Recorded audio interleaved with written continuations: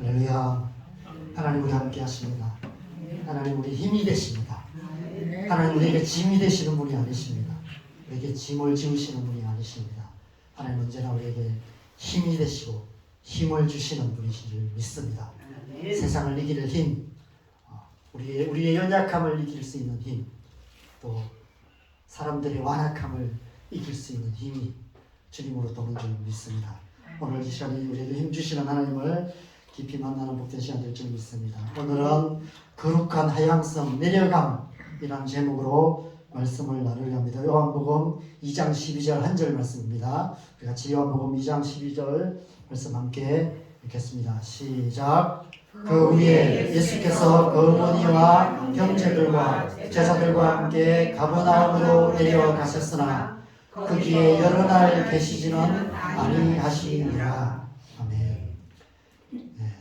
오늘 원래 제가 이 12절을 건너뛰어서 13절 이후에 성전 정화 사건에 대한 말씀을 나누려 했습니다.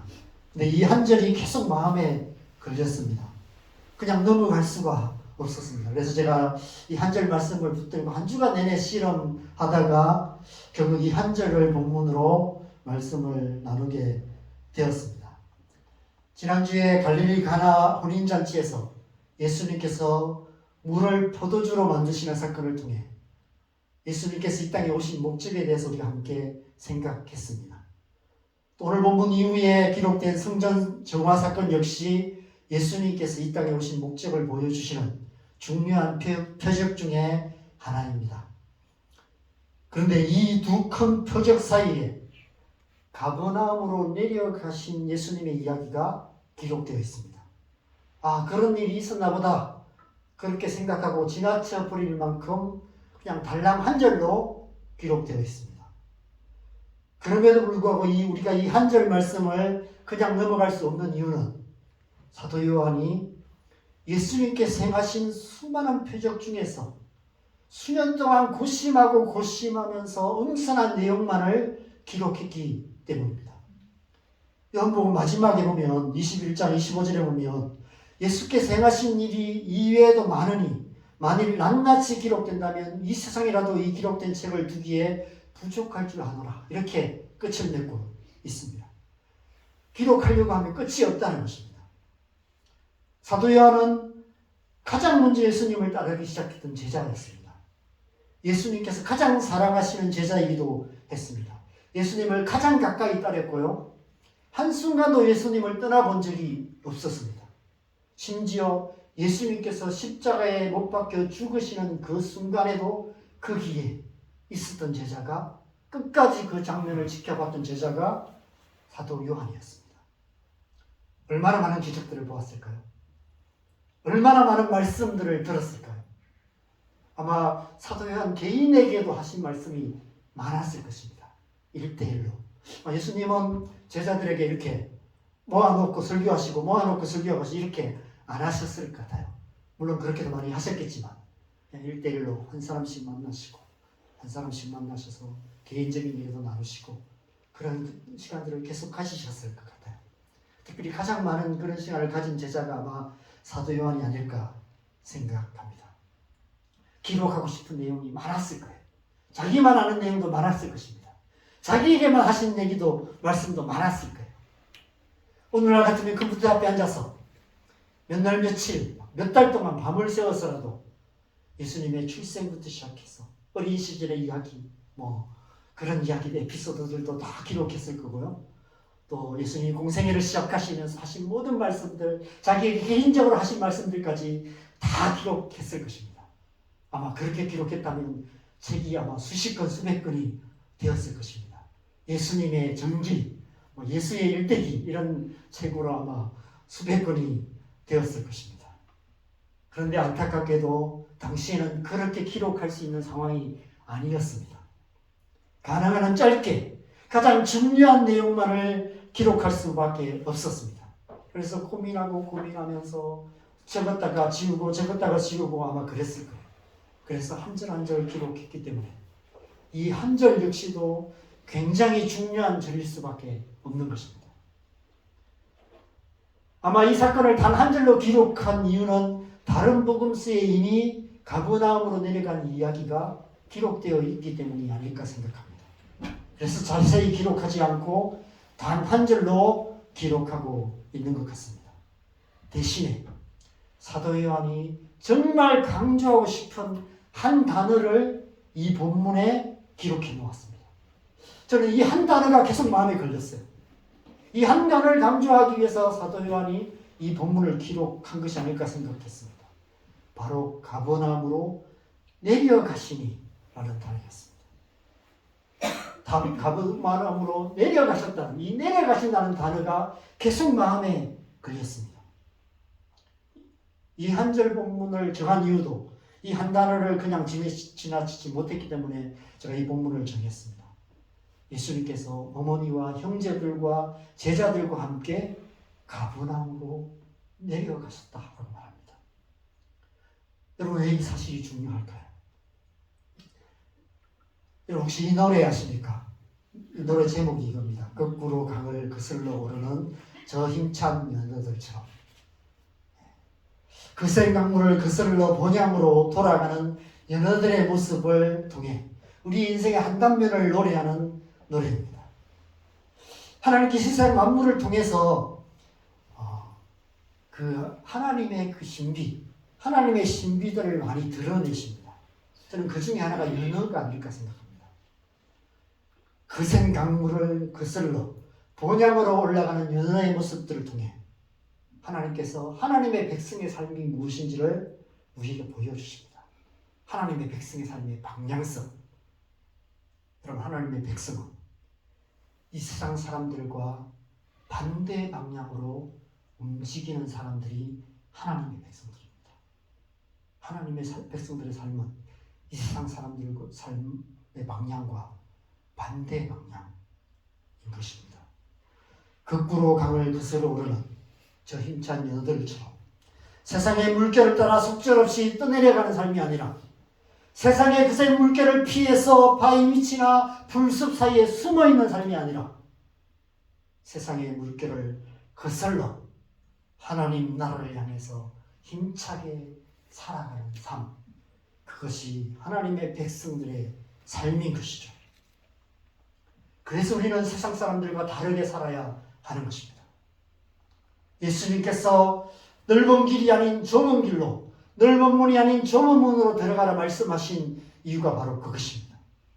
세상과 다른 선택을 해야 한다는 것입니다. 하나님의 백성의 삶은 세상의 방식과 다른 하나님 나라의 삶의 방식이 있다는 것입니다. 하나님의 방식으로 살아가는 것이 마땅하다는 것입니다. 여러분은 기억조차 못하시겠지만 지난 4월달 말에 제가 거룩한 수동성, 이끌림이란 제목으로 마태복음 4장 1절 2절 말씀을 나눈 적이 있습니다. 예수님께서 성령으로 세례를 받으신 후에 성령의 이끌림을 받아서 광야로 들어가십니다. 예수님께서는 그때부터 성령의 이끄심을 따라 살기 시작했어요. 거룩한 수동성의 삶을 살기 시작했습니다. 세상 사람들과 반대되는 방식으로 살기 시작했습니다. 이 세상을 살아가는 그리스도인의 삶의 방식은 거룩한 수동성입니다. 이끌림을 받아서 살아가는 거예요. 그런데 여러분, 이런 삶의 방식은 세상이 별로 안 좋아해요. 수동성이라는 말은 세상과 완전히 반대되는 가치입니다. 수동적인 삶을 살아서는 안 된다고 말합니다. 누군가에게 이끌림을 받는 삶이 아니라 누군가를 이끌어가는 사람이 되어야 된다고 말합니다. 세상이 말하는 성공하는 삶의 방식과 완전히 반대되는 방식, 그것이 예수님이 사셨던 삶의 방식이고 예수님께서 제자들에게 가르치신 삶의 방식이었습니다. 이 세상은 주도적이고 능동적인 삶을 살아야 한다고 주장합니다. 어떤 모양으로든 힘을 길러서 그 누구에도 이끌리지 않고 끌려다니지 않고 천하를 좌지우지하는 그런 자가 되고 싶어 하고 그렇게 시도하는 사람들이 연일 뉴스에 계속해서 보도되고 있습니다. 그러나 그것은 하나님 나라의 방식이 아닙니다. 당연히 우리 그리스도인의 삶의 방식이 되어서는 안 되는 것입니다. 예수님께서 그렇게 사시지 않으셨기 때문입니다. 예수님께서는 천지 만물을 창조하신 창조주시지만 그럼에도 불구하고 종의 모양으로 이 땅에 오셨습니다. 하나님의 종일 뿐 아니라 사람들의 종이 되셔서 제자들의 발을 씻기셨습니다. 언제 어디서 무엇을 하든지 성령의 이끌림을 받는 삶을 사시다가 마침내는 사람들의 손에 이끌려 십자가에 못 박혀 죽으시기까지 하셨습니다. 자신의 생명까지도 하나님의 손에 그리고 사람들의 손에 내어 맡기는 거룩한 수동성의 삶을 사셨습니다.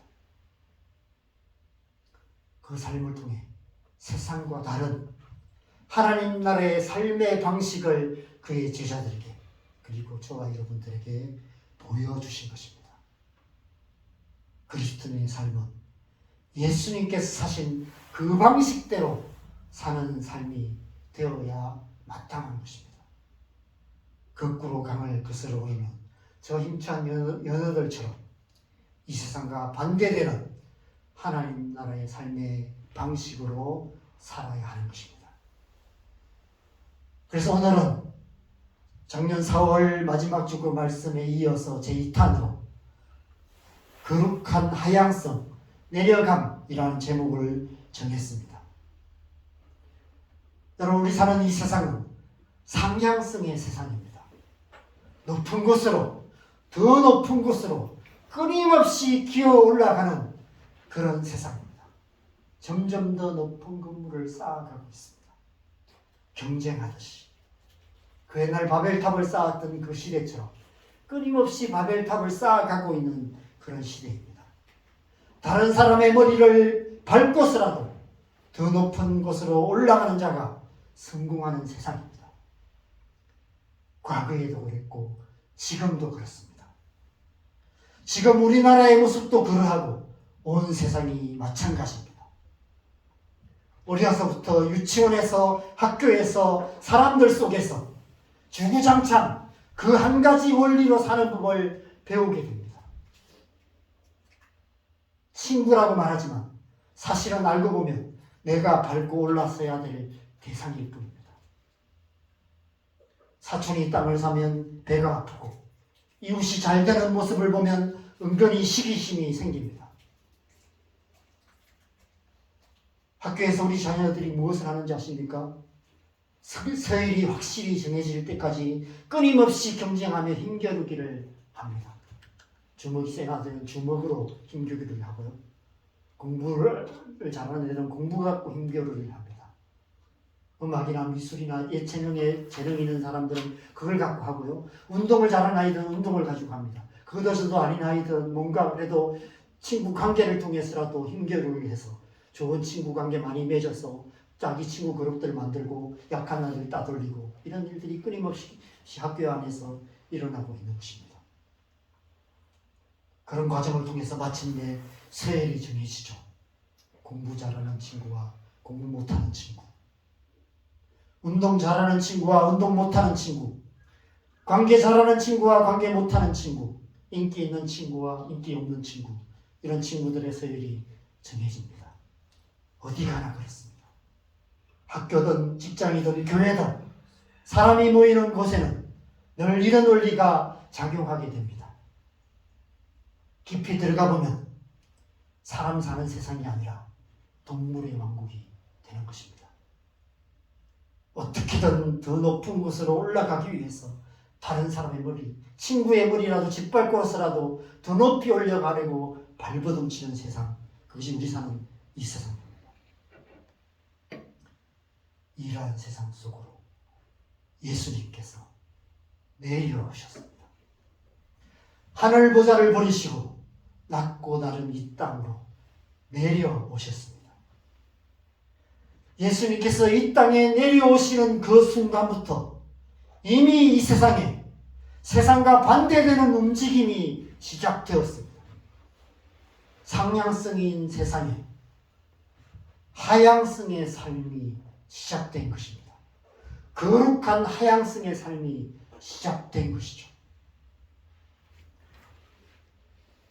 동물의 왕국 같은 이 세상을 사람 사는 세상으로 하나님 나라의 원리가 다스리는 새 에덴 동산으로 재창조하시기 위해서 예수님께서 하늘에서 땅만큼 낮아지신 것입니다. 하늘에서 이 땅으로 내려오신 것입니다. 오늘 본문에서는 예수님께서 가버나움으로 내려가셨다라고 말씀하고 있습니다. 여러분, 이것이 어떤 의미일까요? 왜 사도 요한이 이 말씀을 이렇게 신중하게 기록하고 있을까요? 이 사건을 마태복음 4장에서 좀 더 자세하게 기록하고 있습니다. 마태복음 4장에 보면 13절 말씀 같이 읽겠습니다. 나사렛을 떠나 스불론과 납달리 지역 해변에 있는 가버나움에 가서 사시니. 여러분, 이 말씀은 예수님께서 성령으로 세례를 받으시고 성령의 이끌림을 받아서 광야에서 시험을 받으세요. 그래서 거룩한 수동성의 삶을 시작하신 바로 그 다음 절에 기록된 말씀이에요. 그 다음 단계요. 그리고 이때부터 17절에 보면 이때부터 예수께서 비로소 전파하여 이르시되 회개하라 천국이 가까이 왔느니라 하시더라 말씀하고 있습니다. 바로 이때부터 예수님께서 복음을 전하는 사역을 시작하셨다고 기록하고 있습니다. 그래서 가버나움으로 내려가셨다는 거예요. 예, 가버나움으로 내려가신 그 행위 자체가 하나님 나라의 복음을 선포하는, 하나님 나라의 원리를 선포하는 행위가 되었다는 것입니다. 이미 제자들과 함께 가버나움으로 한 발짝 내딛는 그 순간 하나님 나라가 이 땅 가운데 임하기 시작했다는 것입니다. 예수님의 재창조의 사역이 본격적으로 시작된 곳 가버나움이었습니다. 마태복음은 아브라함이 본토 친척 아비 집을 떠나 가나안 땅으로 갔던 것처럼 예수님께서 나사렛을 떠나 가버나움으로 가셨다라고 기록하고 있습니다. 그런데 요한복음은 가버나움으로 내려가셨다라고 기록하고 있습니다. 갈릴리 가나 혼인잔치에서 아직 내 때가 이르지 아니하였다라고 말씀하셨던 예수님께서 이제 때가 되어서 움직이기 시작하셨습니다. 그런데 이 세상과 완전히 반대되는 방향으로, 반대되는 가치로 움직이기 하셨습니다. 당연히 예루살렘으로 올라가셨어야죠. 그런데 가버나움으로 내려가셨어요. 상향성인 세상에서 거룩한 하향성의 삶을 살기 시작하셨다는 것입니다. 가버나움으로 내려가시는 그 움직임을 통해 세상의 물결을 거스르는 하나님 나라의 일들이 이루어지기 시작한 것입니다. 여러분, 하나님 나라는 내려가는 움직임에서 시작됩니다. 우리가 거룩한 하향성의 삶을 살아가기 시작할 때 하나님 나라가 거기에 이루어지기 시작하는 것이죠. 그래서 오늘 이 본문이 중요해요. 저는 사도 요한이 이 현절을 정말 신중하게 기록했다고 생각합니다. 어쩌면 성경의 이 전체 본문에서 가장 중요하게 생각하며 기록한 본문일 수도 있지 않을까 생각합니다. 예수님께서 이때부터 비로소 하나님 나라를 재창조하시는 그 사역을 시작하셨다라고 선포하고 있는 것입니다. 그 시작점이 바로 가버나움이었습니다. 가버나움으로 내려가시는 그 움직임이었던 것입니다. 예수님께서 어머니와 형제들과 제자들과 함께 가버나움으로 내려가셨다 말합니다. 학자들은 아마 집 전체가 이사를 하신 것 같다고 그렇게 추측을 합니다. 그러나 거기 여러 날 계시지 않았다라고 기록한 이유는 거기 눌러 살기 위해서 가신 것은 아니다라는 것입니다. 사역지를 그곳에, 사역의 시작, 아마 이제 예수님이 이 땅에 사역하는 베이스를 거기에 두시기로 결정하신 것 같습니다. 거기서부터 사역을 시작하시는 그런 센터를 그곳에 두신 것이라고 그런 의미로 기록하고 있는 것 같습니다. 성경의 기록상으로 가버나움은 예수님께서 사역하시기에 좋은 땅은 아니었습니다. 호의적인 땅이 아니었어요. 예수님께서 가장 많은 표적을 행한 곳이 가버나움이었습니다. 당연할 겁니다. 거기에 베이스를 두었고 거기에서 사셨기 때문에 가장 많은 표적을 행하신 것이 당연합니다. 그런데 마태복음 11장 23절 24절에 보면 우리 같이 이 말씀 같이 읽겠습니다. 시작. 가버나움아 내가 하늘에까지 높아지겠느냐 음부에까지 낮아지리라. 내게 행한 모든 권능을 소돔에서 행하였더라면 그 성이 오늘까지 있었으리라. 내가 너희에게 이르노니 심판날에 소돔 땅이 너보다 견디기 쉬우리라 하시니라. 가버나움을 소돔 땅에 비유하고 있어요. 소돔보다 더 악한 땅이라고 비유하고 있습니다. 가버나움에 계신 동안 예수님께서 수많은 권능을 행하셨지만 가버나움 사람들이 예수님을 받아들이지 않았던 것 같습니다. 믿지 않았던 것 같습니다. 왜 믿지 못했을까요? 예수님께서 움직이시는 방향이 자기들과 반대 방향이었기 때문입니다. 예수님께서 살아가시는 삶의 방식이 자신들과 달랐기 때문입니다. 예수님께서 말씀하시는 하나님 나라의 방향성이 자신들이 원하는 방향이 아니었기 때문입니다. 요한복음 6장에서는 가버나움 이야기가 또 나옵니다. 요한복음 6장에 가버나움 이야기 마지막에 나와요. 그런데 요한복음 6장은 오병이의 기적 이야기로 시작합니다. 갈릴리 바닷가에 모여든 5,000명, 남자만 5,000명의 우리들에게 오병이어로 그 남자만 5,000명을 먹입니다. 여자와 어린아이들까지 포함하면 수만 명의 사람들을 먹이시는 그 기적을 행하십니다. 그 기적을 맛본 백성들이 광기에 사로잡혀요. 집단 광기. 먹고 살기 힘든 그 시대에 예수님께서 보리떡 5개 물고기 몇 마리? 2마리로 5,000명을 먹이셨어요. 이 예수님이 왕이 된다면 먹고 사는 문제가 다 해결되는 거예요. 그래서 예수님을 억지로 잡아서 왕으로 세우려고 했습니다. 내려가시는 예수님의 길을 막아서 억지로 잡아 올리려 했습니다. 그래서 예수님께서 그 무리를 피해서 산으로 피하세요. 제자들은 배 타고 가버나움으로 건너갑니다. 그런데 그 한밤중에 그 풍랑이는 바다를 예수님께서 걸으셔서 도망치듯이 걸으셔서 가버나움으로 건너가세요. 그런데 그 많은 무리들이 배를 타고 예수님을 따라서 가버나움으로 찾아옵니다. 그래서 가버나움 해당에서 예수님께서 거기까지 따라온 무리들을 향해 찬물을 끼얹는 설교를 하세요.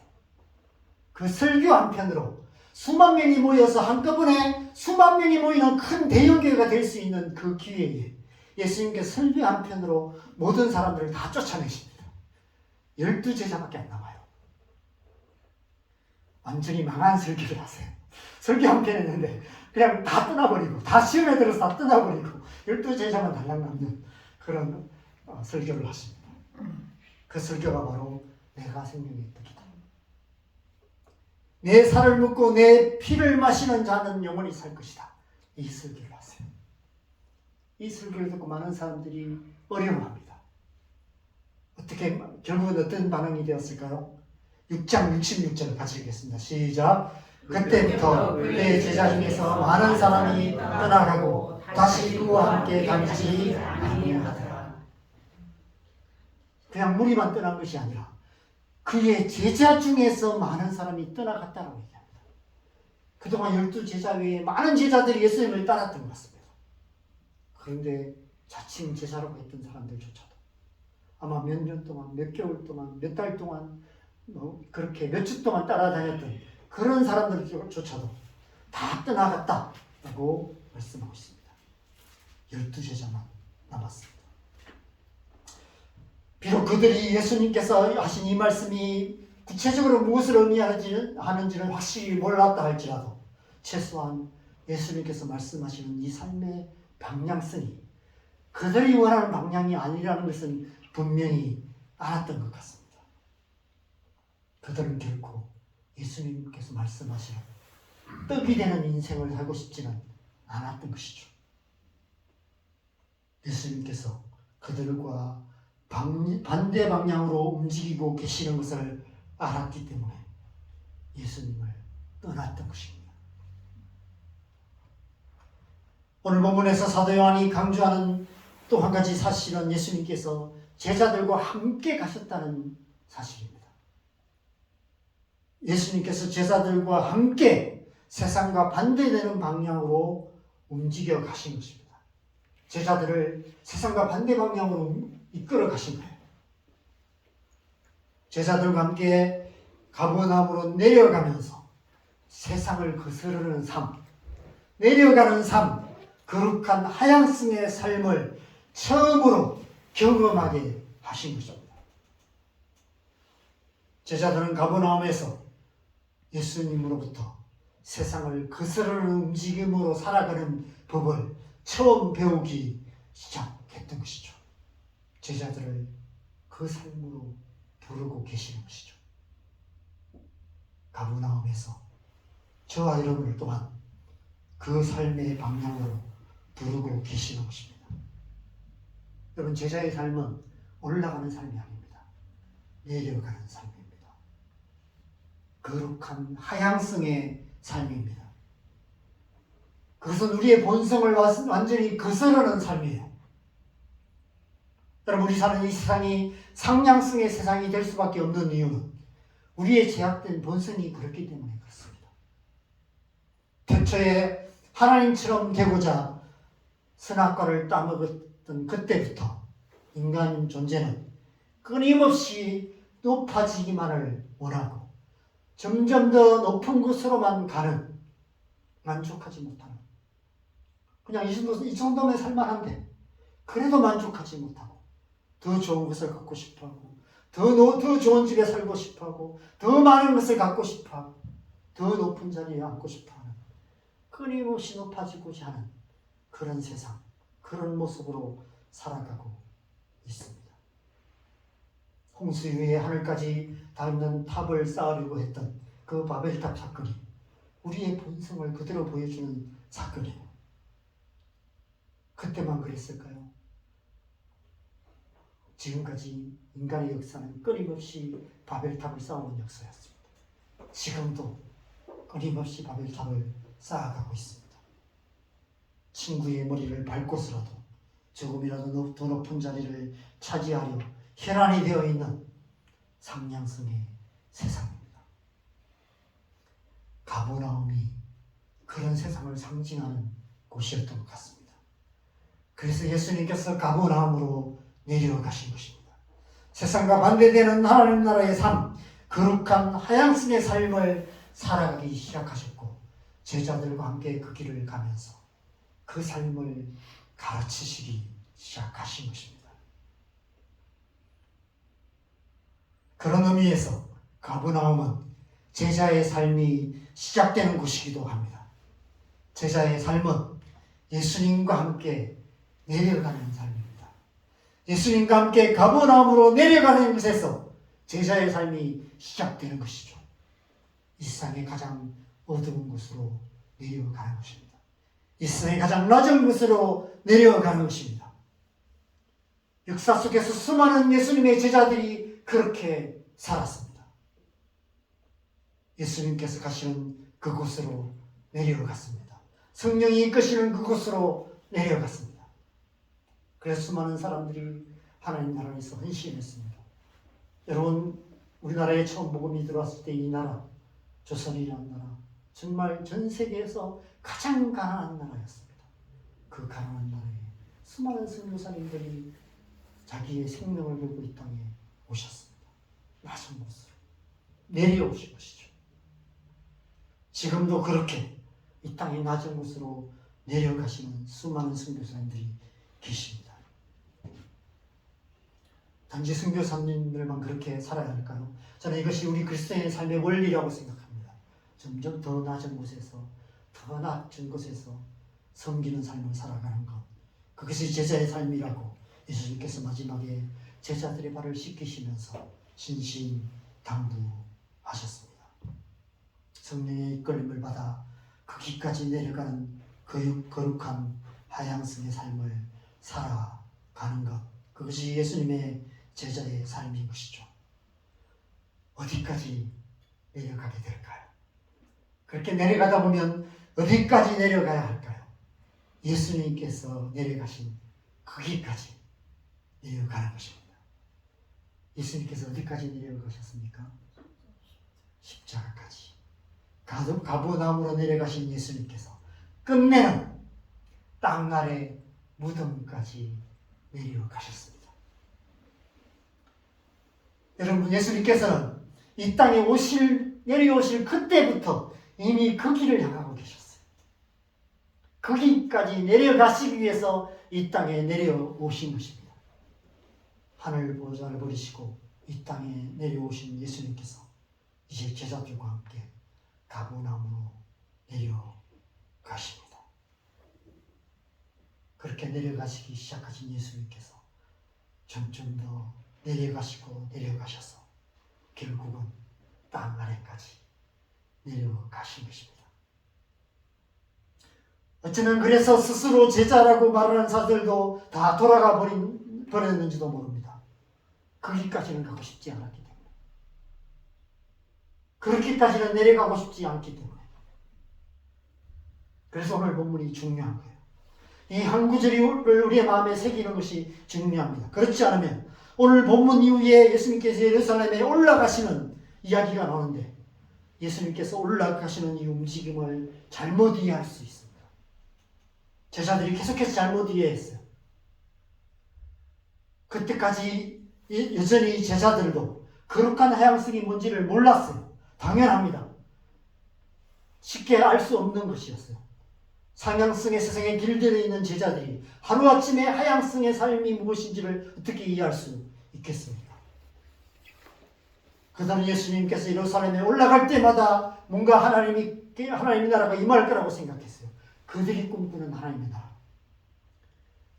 여러분, 예수님의 공생애가 3년 반이라고 얘기합니다. 마지막 6월절에 십자가에 못 박혀 죽으셨어요. 그럼 6월절에 몇 번 예루살렘에 올라가셨을까요? 3번일까요? 잘 계산해 보세요. 4번입니다. 마지막 6월절, 그 앞에 6월절, 그 앞에 6월절, 그 앞에 6월절, 이게 만 3년이거든요. 그리고 3년 반이니까 이번 6월절은 그 앞에 반년 정도가 있는 것이죠. 그래서 갈릴리 가나의 혼인잔치 이야기나 이런 것은 첫 6월절 앞에 반년, 그때 이런 같은 사건이라고 우리가 추측해 볼 수 있습니다. 4번의 6월절을 예루살렘으로 올라갈 때마다 제자들은 끊임없이 상향성을 꿈꿨어요. 그 전과 마지막 6월절에 예수님께서 십자가를 지시기 위해서 올라가는 그때에도 천국에서 누가 큰 자냐라고 가지고 서로 다투고 누가 예수님 좌편 우편에 앉을 것인가를 가지고 서로 다투는 제자들의 모습 속에서 우리는 보게 됩니다. 이게 남의 얘기가 아니에요. 우리 모습이에요. 우리가 신앙생활을 10년, 20년, 30년 하지만 저는 목사로서 또 사역자로서 30년을 살았지만 여전히 제 안에서 꿈틀대고 있는 이 상향성의 욕망, 세상에서 뭔가 돈 벌어서 아니면 권력을 가지고 성공하지는 못하겠지만 뭔가 목회라도 잘해서 좀 교회라도 크게 만들어서 이렇게 하고 싶은 이런 욕망이 꿈틀대는 것 같습니다. 그래서 개척교회를 하게 만드신 것 같아요. 전혀 하신 것은 이게 있습니다. 우리 안에 신앙생활 속에서 교회 생활 속에서 뭔가 인정받고 뭔가 사람들에게 칭찬받고 하는 그런 뭔가 알지 못하는 미묘한 그런 움직임이 우리 안에 끊임없이 일어나요. 거기에 굴복해서 살아가면 결국 세상의 방식으로 살게 돼요. 성령성의 삶을 살게 됩니다. 제자들이 끊임없이 그렇게 했었어요. 그런데 예수님께서 끝끝내 그 제자들의 기대를 저버리고 십자가에 못 박혀 죽으시고 무덤 속으로 들어가 버리셨어요. 그런데 놀라운 것은 땅 아래까지 내려가는 그 길이 저 하나님 나라로 올라가는 길이 되셨다는 것입니다. 죽음에서 부활하심으로 내리막길이 오르막길이 되는 그런 놀라운 하나님 나라의 비밀이 나타나게 된 것입니다. 이 세상에서 내리막길이, 저 하나님 나라의 오르막길이 되는 하나님의 비밀이 예수 그리스도의 삶을 통해서 나타나게 됩니다. 나중에 성령이 임하시고 나서 제자들이 그 비밀을 알게 되었어요. 그래서 제자들 역시 예수님이 가시는 그 내리막길을 끝까지 갔어요. 베드로는 십자가에 거꾸로 못 박히기까지 그렇게 끝까지 예수님을 따르는 삶을 살았고, 모든 제자들이 다 그렇게 순교자의 삶을 살게 되었습니다. 이 땅을 살았던 구름같이 쏟아한 수많은 정인들이, 예수님의 제자들이 그렇게 살았습니다. 이제는 저와 여러분 차례죠. 가버나움으로 내려가는 것은 그 제자의 삶의 시작일 뿐입니다. 제자의 삶은 가버나움으로 내려가 그 길을 지나서 점점 더 깊은 곳으로, 점점 더 낮은 곳으로 내려가는 삶입니다. 예수님께서 내려가신 그 길까지 가야 합니다. 제자는 예수님을 따르는 자입니다. 예수님을 따르되 적당히 멀리서 따르는 자가 아닙니다. 적당한 선까지만 따르다 마는 자가 아닙니다. 예수님께서 가신 그 길까지 가는 자가 제자입니다. 끝까지 예수님을 따르는 자가 제자입니다. 자기를 부인하고 자기 십자가를 지고 끝까지 예수님을 따르는 자가 제자입니다. 제자 중에서 많은 제자들이 물러가는 모습을 보면서 그 뒷모습을 보시면서 예수님께서 뒤돌아서셔서 제자들을 향해 이렇게 물으십니다. 같이 읽겠습니다. 예수께서 12제자에게 이르시되 너희도 가느냐? 예수님께서 가버나움에서 제자들에게, 그리고 저와 여러분들에게 이렇게 묻고 계시는 것입니다. 나와 같이 더 내려가 볼래? 라고 묻고 계시는 것입니다. 끝까지 내려가려는지, 이쯤에서 돌아서려는지를 묻고 계시는 것입니다. 여러분 어떻게 응답하시겠습니까? 끝까지 예수님을 따라 그 길까지 내려가시겠습니까? 어쩌면 우리는 지금 예수님의 이 질문 앞에서 머뭇거리고 있는지도 모른다는 생각이 듭니다. 한국교회가 그런 모습인 것 같습니다. 한국교회가 그런 모습인 이유는 오늘날 저와 여러분의 신앙이 그런 모습이기 때문입니다. 적당한 선에서 서로 눈치만 보고 있는 신앙. 이 정도면 됐지, 뭘 더 어떻게 라고 생각하며 적당한 선에서 스스로 만족하며 안주하는 신앙. 여러분, 예수님의 제자의 삶은 상냥성이라는 본성을 따라 살아가는 세상 속에서 거꾸로 강을 거스러 오르는 저 힘찬 연어들처럼 거룩한 하향성으로 살아가는 삶입니다. 더 많이 내려놓고 더 많이 낮아지고 더 깊이 내려가는 삶입니다. 예수님께서 내려가신 그 길까지 내려가는 삶입니다. 꼭 그렇게까지 해야 할까요? 꼭 그렇게까지 해야 합니다. 왜 그렇게까지 해야 할까요? 예수님께서 그렇게까지 하셨기 때문입니다. 예수님께서 그 길까지 내려가셨기 때문입니다. 예수님께서 자기를 낮추시고 죽기까지 복종하셨기 때문입니다. 그래서 예수님의 제자된 우리 또한 그렇게 하는 것이 마땅한 것입니다. 주님과 함께 가버나움으로 내려가는 그 내리막길이 하나님 나라를 올라가는 오르막길이라는 사실을 기억하면서 거기까지 내려가는 저와 여러분 되시기를 주님의 이름으로 간절히 축원합니다. 우리 찬양하겠습니다. 오늘은 제가 이 찬양을 준비했습니다. 우리